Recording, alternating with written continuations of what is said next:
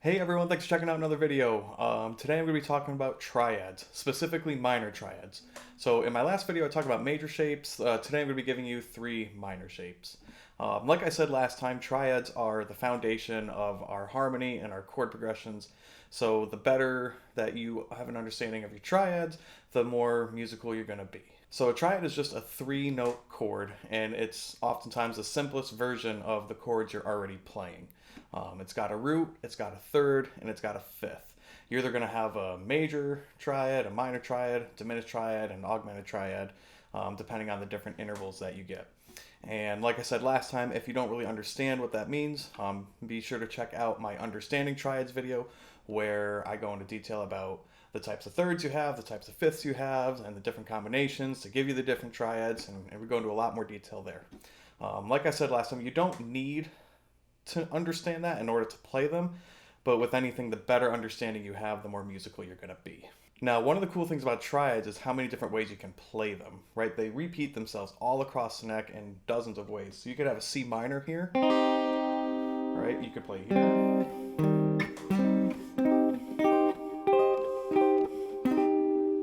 Right, so those are all C minor chords, all right? But those notes rearrange themselves in a bunch of ways across the neck. Now, the cool thing is when any one chord has that many voicings, and they all have that many voicings, when you string them together for a chord progression, you can kind of rewrite the progression in any way you want, because every chord has these almost unlimited options of playing them, and you can get some really cool sounds that way. So today I'm going to show you three different minor shapes. So we're going to be playing the chord C minor. So we're going to have the root C. It's going to have a minor third, so it's going to be an E flat. And then it's going to have a perfect fifth, which is a G. So you have E, C, E flat, G. Okay, so our first shape I'm going to show you, our root note's going to be on G string. All right, so we're going to find our root. It's going to be our 5th fret. That's C. We're going to play our 4th fret B string and our 3rd fret E string. Okay, so that's C, E flat, G.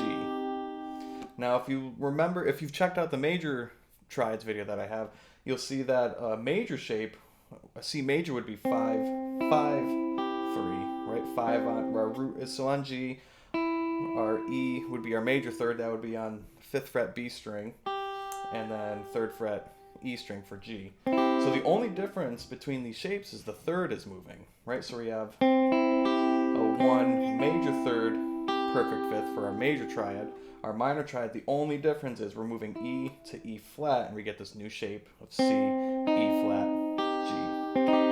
So this was major, and this was minor. So the next one, our root is going to be on our E string. Okay, so here's a note C on our E string, and this shape is just going to be barring the 3 strings. So it's going to be 8th fret on G, B, and E strings. And that's going to be C, E flat, G, or 1, flat, 3, 5. And again, the main difference between this and the major was just the third moving. If you remember, our C major shape here was 9th fret on G string, then 8, 8.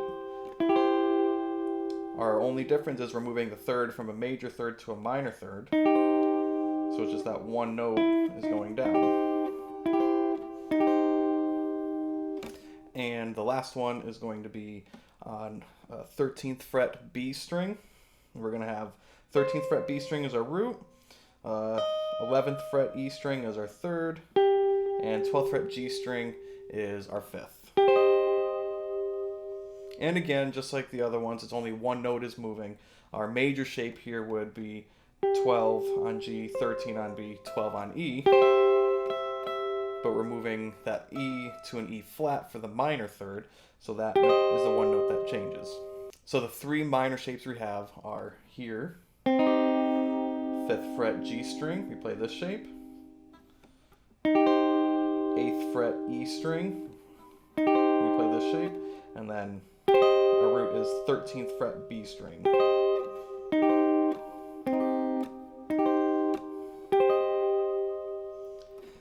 And just like I said last time, I would highly recommend pausing right here and just making sure that you have all these shapes. I do recommend knowing the thirds and the fifths and all the notes in your chord. But like I tell my students who are just learning this, that's kind of a lot of information to hold down. So I usually say just connect the root to the shape first. Eventually you want to know it, but if you're just starting out with this, knowing which string your root is on and then what shape lines up with that root. So if your root's on E string, you know it's this shape. If your root's on G string, you know it's this shape. So I would just pause and really make sure that you have that. But if you do have that, then we can continue. So there's not a lot of progressions that are strictly minor chords, right? Most songs progressions are blending major and minors. But we are going to do one small progression using just minors today. That's going to be C minor to F minor, okay? So to find our F minors, we just do the same thing we did. We find F on either one of these strings and then we assign the right shape to it. So we'll start with F on G string, okay? So you count all the way up. So F is our 10th fret, okay? And then when your root is on G string, the minor shape is this. So it would be 10th fret G string, 9th fret B string, 8th fret E string. Okay, our next one is we find a root on B string. So that would be 6th fret B string. And when your root is on B string, the minor shape was this one. So that would be 5th fret G string, 6th fret B string, 4th fret E string. So we had this, and we had this, and then our last one is our root on E string. So that's going to be our 1st fret, okay?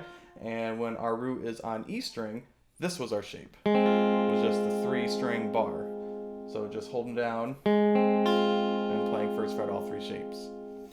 So something I talked about last video is something called smooth voice leading, which I'll be talking about in a lot of videos. Which basically is when you're playing a progression, whatever chord you're on, when you're moving to the next chord, you're going to try to find the closest voicing to where you already are. So the notes are going to move the least amount and it's going to create an overall smoother sound. So let's say our progression was C minor to F minor. All right, we can start here. So now we go through our different F minor shapes we have and find the one that's closest. So our first one was here, our second one was here, and our third one was here. So you're kind of in the middle of two, but this one is the one that I would go to. This one is technically closer. So you could play something like this.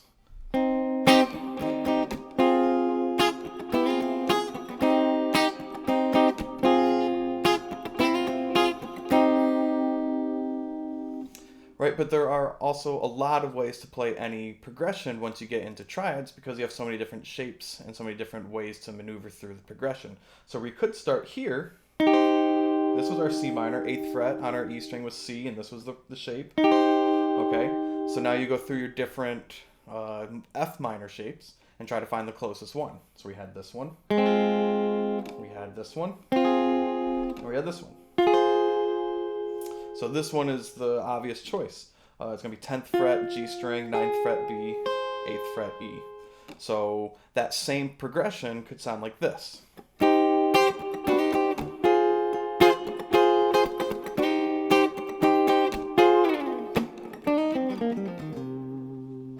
All right, so there you go. There are 3 minor shaped triads for you to try out. What I usually do with my students, and I recommend for you, is to take songs and progressions that you already know and see if you can play through them with these different triad shapes. If you've checked out the major video, you now have 3 major shapes and you have 3 minor shapes, so you can really get into most progressions now. Take a song that you love to play and see if you can find your own way of playing the different verses and choruses and see if you can come up with several ways of playing it because you have all these different options. So I hope this helped. If you have any questions, please leave a comment below. I'd be more than happy to answer, and I'll see you guys next time.